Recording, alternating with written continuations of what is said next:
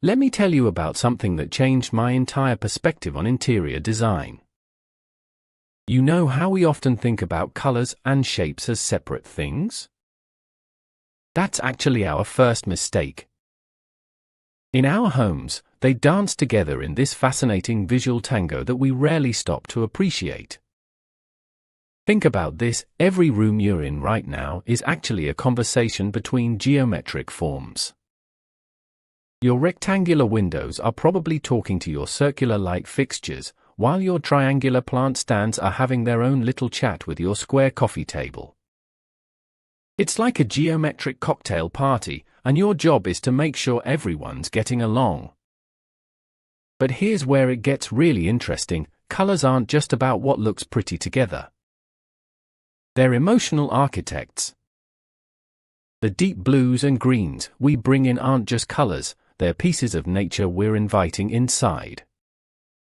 When I started seeing my walls as canvases for emotional expression rather than just surfaces to paint, everything shifted. You know what most people get wrong? They try to match everything perfectly. But perfect harmony is actually quite boring. What you want is tension, controlled tension. It's like in music, you need both consonance and dissonance to create something memorable. Maybe it's that one bold orange chair in a room full of neutral tones, or a series of circular patterns playing against strong horizontal lines. I've spent years observing how light changes these relationships throughout the day. Your carefully chosen purple wall isn't the same purple at dawn as it is at dusk. It's performing a slow color transformation right before your eyes, and its dialogue with your furniture shifts hour by hour. Isn't that magical?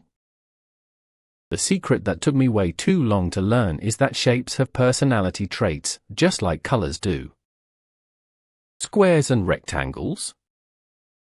They're the introverts of the design world, dependable, grounding. Circles and ovals? Total extroverts, they're dynamic, they keep the energy flowing. Triangles? They're the dramatic ones, always trying to draw your eye somewhere. But here's the real kicker: it's not about following rules. It's about understanding the language of shapes and colors so well that you can break those rules intentionally. Maybe you want to create a space that feels slightly unsettling, or one that's impossibly serene. Once you understand how these elements communicate with each other and with our subconscious, you can orchestrate any emotional response you want. I've come to believe that our homes are really just three-dimensional mood boards of our inner lives. Every curve, every color choice, every contrast is telling part of our story. When you start seeing it this way, interior design becomes less about following trends and more about creating spaces that resonate with your personal frequency. And the best part? This conversation between shapes and colors never really ends.